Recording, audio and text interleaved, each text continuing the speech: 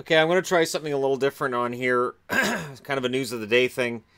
First up, last night at 2 o'clock in the morning, and I put a post on the channel for this. Yes, the whatever was stuck with Google Payments was unstuck last night.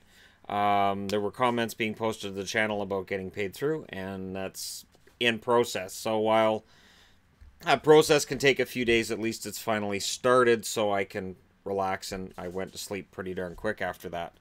But it's been keeping me up at nights, and it's been really distracting me from other stuff. There's been days where I'm so stressed about it, I don't get all of my stuff done because I'm so focused on it. Now, here's what's interesting. Canada Post was legislated back to work by Bill C-89 by the Canadian Parliament and Senate. Now, Bill C-89 sets out guiding principles for mediation arbitration to include protecting the health and safety of employees, ensuring equal pay for work of equal value, fair treatment for temporary, part-time, and other employees in non-standard employment compared to full-time permanent employees, ensuring the financial sustainability of Canada Post, which is big, encouraging a culture of collaborative labor management relations, and enabling the employer to provide high-quality service at a reasonable price to Canadians. So it's all wonderful and fine. And what has the union said? The union has stated that now we're moving to a different phase of this struggle, and that they're switching to a campaign of nonviolent civil disobedience. Goody. That's going to work out really well. There's a hearing into the whole internet security thing and whether or not all your information's being sold. And Facebook CEO Mark Zuckerberg said, yeah, that's great. I'm not going. And he didn't. And so that looks bad. And I don't know what the reason is for it, but it looks bad that they have this big meeting of the minds, and they're just looking to ask some questions on security and things like that. And Zuckerberg said, I'm not going to that. So it is kind of unnerving that that's taken place, and he has said, no, I'm not going to go to that. No thanks. Nah, I don't feel like doing that, so no thanks. And today, Union Chief from Oshawa was meeting with Justin Trudeau. Trudeau stated that he's looking for GM to make a different vehicle at that plant. Now, I'm going to say this. I'm going to start talking about new stuff. I'm not getting into political leanings one way or the other, because that's not what I want to do on this at all. That's a headache I don't need. But regardless of what side somebody's on, it really is virtually impossible to tell an employer, hey, you can't close that plant. Hey, you can't close your operations here because we've seen a lot of retailers go out of business in Canada. It's happened in the States too. Malls in the States, some of them are ghost towns.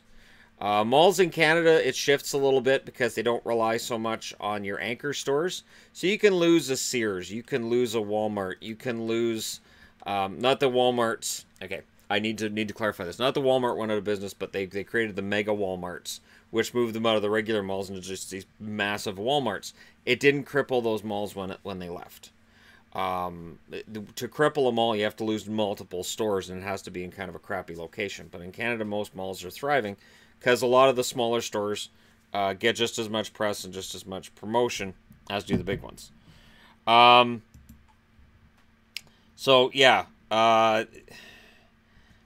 the retail sector got hit, and now we're looking at other jobs getting hit, and it just kind of sucks. Really, really, really sucks. The Russia-Ukraine thing on the Black Sea, I think just stop it. That's my opinion on that. I know that's very, very controversial, but just stop. Just stop. Telecom mediator sees 57% complaints, 57% spike in complaints, mainly about wireless. Shouldn't be a surprise to anybody, really. Everybody's got to complain about their wireless company for the most part. But yeah, so, yeah, that's kind of the news of the day then, is, I just wanted to update the other things that I did videos about, because why not?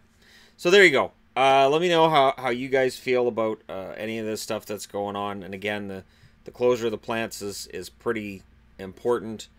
And the fact that Facebook, which takes all your information and sells it, now wants to say, well, we take your information and sell it, but we're careful where we take your information and sell it to.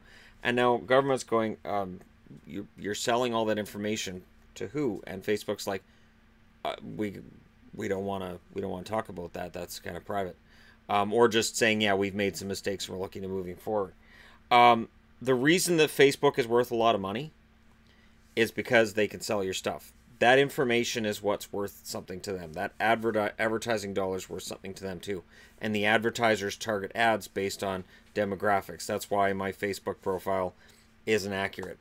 And that's just something that I made a decision to do years ago. I wouldn't even have a Facebook profile if not for needing social media presence based on my YouTube channel being at 67,000 on the other side. This one at over 4,500. It's not at the stage where I would... I'd probably still have a Facebook channel for this page. Why not? But yeah, I'd be interested to know your thoughts on this sort of stuff. I know there's a lot of people that don't use Facebook anymore, and I think really honestly it's waning. And if we're going to talk about stock prices, after GM announced these plant closures, their stock price went up. I think it was $6 a share yesterday. They made a lot of money by shutting down those plants, and somehow that just feels wrong. You put a bunch of people out of work, you get paid big bucks for that.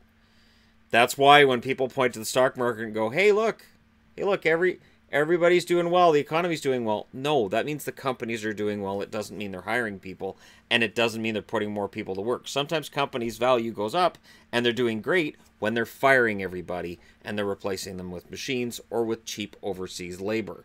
So I don't look at the stock market and necessarily see that as an indicator that everybody's doing well, just that top 1% is feeling pretty good about themselves. All right, that's it for me for today. Let me know your thoughts in the comment section below. Promise I'm done. Don't forget to hit like and subscribe if you're browsing your way through. You just happened upon this video. Thank you guys so much for watching. I'll talk to you again soon.